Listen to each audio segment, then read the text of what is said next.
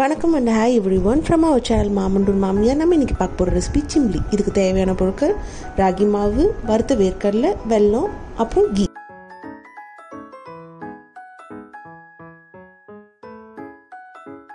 இதுக்கான recipe already நாங்கள் ஒரு பாத்திரத்தில் ராகி மாவு, தேவையான அளவு உப்பு, தண்ணி மூணுத்தையும் அடை தட்டுற பக்குவத்தில் மிக்ஸ் பண்ணி வச்சுருக்கோம்.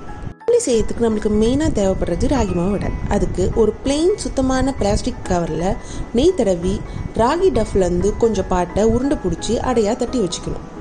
அடை தட்டும்போது நம்ம கை வெட்டாக இருக்கிறது ரொம்ப முக்கியம். அப்போ தான் மாவு நம்ம கையில் ஒட்டாமல் வரும். ஸ்டவ் ஆன் பண்ணிவிட்டு தோசைக்கல் நல்லா ஹீட் ஆனதுக்கப்புறம் தட்டி வச்ச அடையை பக்குவமாக எடுத்து வேக வைக்கணும்.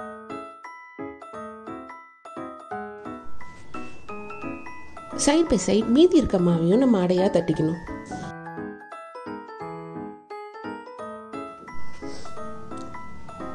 இந்த மாதிரி அடையை டபுள் சைடும் நல்லா வேக வைக்கணும்.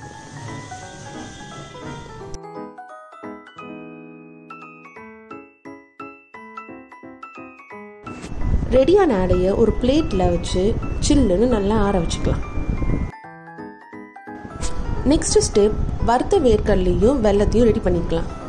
அதுக்கு ஒரு மிக்சி ஜாரில் வறுத்த வேர்க்கடலையை ஃபஸ்ட்டு போட்டு 2 to 3 பல்ஸ், க்ரன்ச்சியாக வேணுன்றவங்க 2 to 3 பல்ஸ் போட்டுக்கலாம். நல்லா கிரைண்டிங்காக வேணும் எனக்கு அப்படின்னா 4 to 5 பல்ஸ் போட்டுக்கலாம். ரொம்ப பவுடராக போனாலும் நல்லா இருக்காது. வேர்க்கடலையை பல்ஸ் பண்ணதுக்கப்புறம் நம்ம வெல்லம் ரெடி பண்ணிக்கணும். நான் இதில் 1/4 கிலோ 250 கிராம்ஸ்க்கு அளவுக்கு வெல்லம் எடுத்திருக்கேன். எங்ககிட்ட இருந்த வெல்லம் நல்லா பெரிய கட்டியாக இருந்ததால் நாங்கள் அதை நல்லா துருவிக்கிட்டோம். சப்போஸ் உங்களுக்கு துருவத்துக்கு கஷ்டமாக இருந்துச்சுன்னா நீங்கள் ஸ்மாஷ் கூட பண்ணிக்கலாம். இல்லை உங்ககிட்ட தூளாக இருந்துச்சுன்னா ஸ்ட்ரெயிட்டாகவே மிக்சி ஜாரில் ஆட் பண்ணிக்கலாம். வெல்லத்தை பல்ஸ் பண்ணாமல் நல்லா ஃபைன் பவுடராக கிரைண்ட் பண்ணுறதுக்கு ஃபுல் ஸ்பீடில் வச்சு கிரைண்ட் பண்ணிக்கோங்க. தென் நம்ம ஆல்ரெடி பல்ஸ் பண்ண வேர்க்கடலையும் வெல்லத்தையும் ஒரு பல்ஸ் விட்டு ரெண்டுத்தையும் மிக்ஸ் பண்ணிக்கலாம். ஒரு சைடு நம்ம வேக வச்சு தனியாக எடுத்து வச்சுருந்த ராகி மாவாடை நல்லா சில்லுன்னு ஆயிடுச்சு.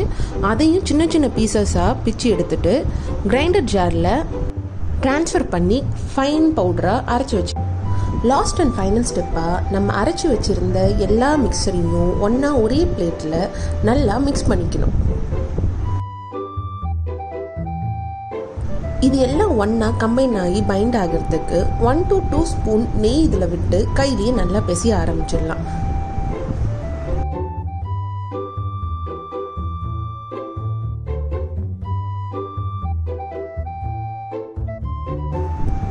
That's all.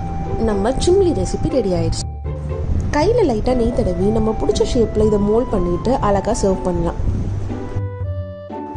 சிம்லியில் calcium, potassium, carbs and good fats இருக்கிறதால childrens, younger adults and pregnant women இதை மிட் மார்னிங் ஸ்நாக்ஸாவோ இல்லை மிட் ஆஃப்டர்நூன் ஸ்நாக்ஸாவோ டெய்லி கன்சியூம் பண்ணலாம். வெயிட் லாஸ் ஜேர்னியில் இருக்கிறவங்க மட்டும் இதை ஆல்டர்னேட்டிவ் டேஸில் எடுக்கிறது ரொம்ப நல்லது. பிகாஸ் நம்ம வெயிட் லாஸில் இருக்கும்போது low carbs and low calorie diet எடுக்கிறோமான்றது ரொம்ப ரொம்ப அவசியமான விஷயம். பட் ஸ்வீட் கார்விங்கை கண்ட்ரோல் பண்ணுறதுக்காக தாராளமாக பர் டேக்கு ஒரு உருண்டை எடுத்துக்கலாம். ஐ ஹோப் இந்த வீடியோ உங்களுக்கு பிடிச்சிருக்கும். லைக் பண்ணுங்கள், ஃப்ரெண்ட்ஸ் அண்ட் ஃபேமிலிக்கு ஷேர் பண்ணுங்கள், சப்ஸ்கிரைப் பண்ணி பக்கத்தில் இருக்க பெல் பட்டனை ப்ரெஸ் பண்ணுங்கள். தேங்க்யூ ஸோ மச் ஃபார் வாட்சிங்.